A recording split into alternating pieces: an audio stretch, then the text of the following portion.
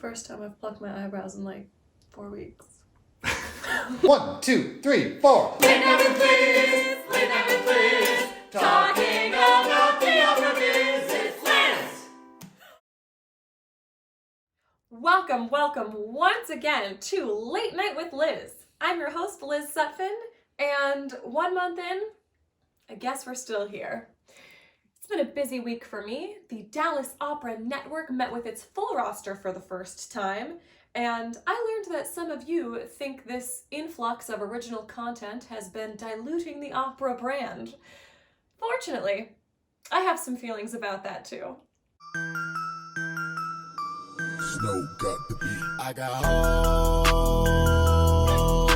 Stay hydrated. While I may be frozen in a gelatinous blob of time here in quarantine, a lot has been happening outside my front door. American Airlines has announced that it will be increasing its checked baggage fees for some basic economy passengers. Read a room! It's been a tough one for cats this week. It was just reported that 4 lions, 3 tigers, and 2 house cats have contracted coronavirus. In related news, the movie Cats is no longer the worst thing to happen to felines this year. Germany has just announced that Munich will be canceling Oktoberfest for the first time since World War II.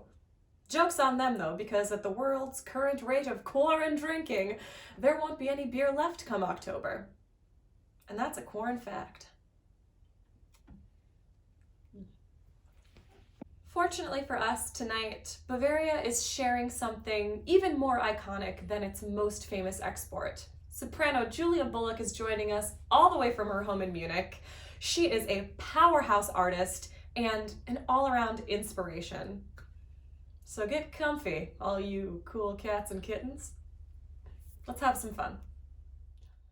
First, a large pile of gravel prevents me from seeing anything else. But by dint of standing on tiptoe, I catch sight of 100 other heaps of gigantic stones. Hello everyone, I am thrilled to welcome our guest this week, the incredible Julia Bullock. Hey. Hi. Julia and I actually went to school together. We performed together in Juilliard's Cendrillon with Maestro Emmanuel Villon from the Dallas Opera, if you can believe it. And actually that is 6 years ago today. And somehow we've not aged.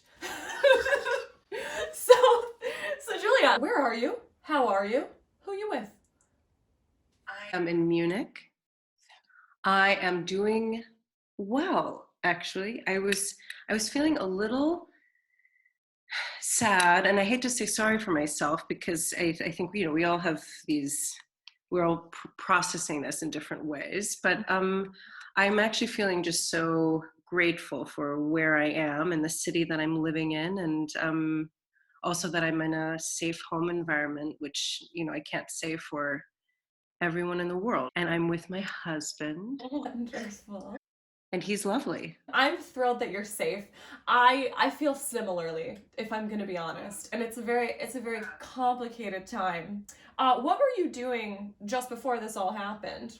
Well, I was already in the United States. I just sung at San Francisco Symphony, and then I flew into New York, and within 4 days, it's like the entire world seemed to register that this was going to be an international issue. And so the 2 things that I was scheduled to do, singing for a gallery opening and also doing this recording, were canceled.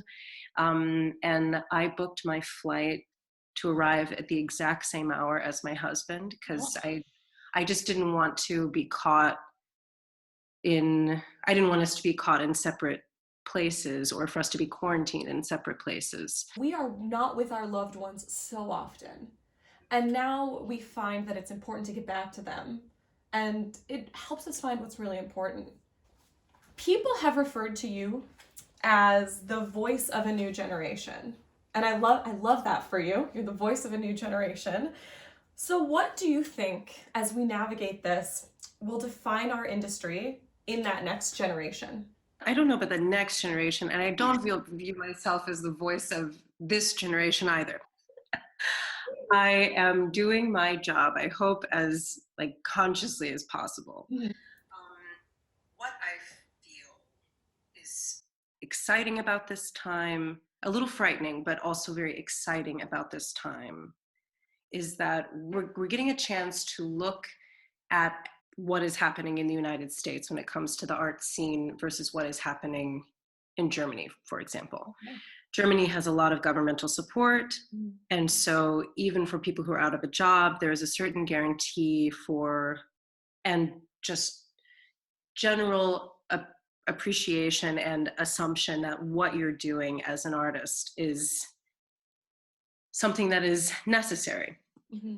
In the US, that is not the case. So much of it is based on gifts, which right. is and patronage, which is fine. Mm-hmm. But what this crisis is showing is that there is not security for artists. What we need to be talking about are better business practices. Right. What we need to be talking about is how we are supporting each other as a community, right. And not thinking about self-preservation. We don't need to talk about the next generation, just what right. is right here now and what we're dealing with now. And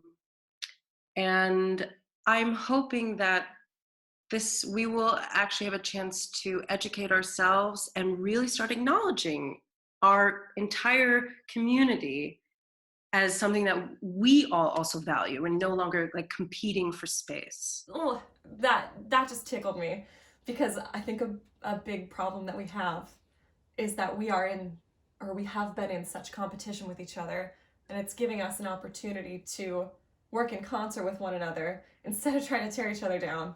I hope we can take the time to really consider it seriously, because this is the time. Something I've always admired about you is your deep understanding of exactly who you are and how that is reflected in the work that you choose for yourself.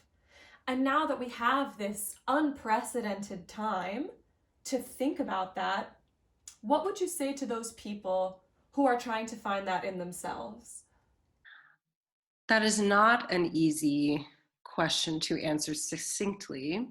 One thing that I have always had to do, and some of it has just been out of necessity, is being really honest with myself. Truthfully, I think one of the most beautiful things about making music is that we are asking ourselves to go in and out of so many different temperaments. Mm-hmm. And none of them are cemented. And I find that a great relief. It's like an exercise in being flexible, an exercise in being nimble. My biggest piece of advice, and what I have to keep reminding myself, is to continue asking questions. Yep. And if I don't have the answers to them immediately at my disposal, mm-hmm. just to go seek them out. There's no question that is too small. There is none that is like too insignificant. And that, I think that's how you can come to better get to know yourself, but you're also continuing to evolve as a person all the time. Julia, you've been such a profound leader in my life, and I know in a lot of others, and I want to let you know that. So I'm thrilled that you have been here with me. It is a real honor, and to talk to you like this so candidly is a real privilege. Is there anything that we can plug for you right now that you're working on? Anything virtual? Virtual. Yes, I know. I know. Everything's canceled virtually. I'm experiencing like a lot of excitement, seeing how people are interacting with each other so positively and consistently online now. Mm-hmm. And I'm spending a lot more, I call it like isolated or virtually isolated time. I'm watching a lot less shows. I'm actually wanting to see what people are up to. So where can people find you to interact or see what you've been up to? Instagram, Facebook, Twitter a little bit. I've been getting a few messages from young artists just needing to talk a bit, and I am definitely making time to do that. So I just hope people feel they can reach out to me. That's beautiful. Thank you for offering your time. I will be linking all of these right here. Here. There it is. Julia, thank you so much. This has been wonderful. I love that we can be hours and hours and miles away, and we can still pick up like nothing ever happened. So Yes. Thank you for being that person. I absolutely love it. And I love you. Let's do I'm going to give you a quick cheer, Julia. Cheers to you, friend. Last sip then. Boom. Thank you, everybody. See you soon. Bye. Bye.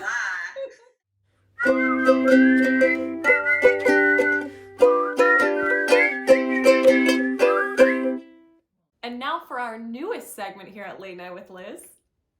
Kids at the Opera!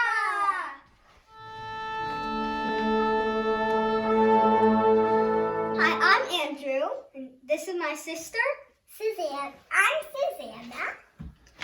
Alright, let's get started with the magic flute. There was a prince named Tamino who was being chased by a giant dragon that the Night Queen sent. And then she sent her three ladies or sisters that killed the dragon, and then told him that he was going on a quest to find Pamina, the queen's daughter, and Papageno is told to help him. And since he was talking too much, the Night Sisters shut his mouth, and then the queen gave him a magic flute. Then Papageno ate lollipops. They found Zarostro's palace where Pamina was, and then somehow they got split up. And Papageno first saw the princess and told Pamina about Tamino, who was trying to find her, and then they set off trying to find Tamino. And then they cutted their hair. But then they had no hair. Then Tamino and Papageno were sent off to find Papagena, and Papageno first found Papagena, and then Pamina and Tamino put it on goats, and then they put it on dresses, and then they fell in love. Stay safe. I'm so glad you could join us this week. Thanks for watching and for your support of unique perspectives and original content. Stay safe, stay home. Joan and Jess Lysol. You don't need me to tell you that. I'll see you next week.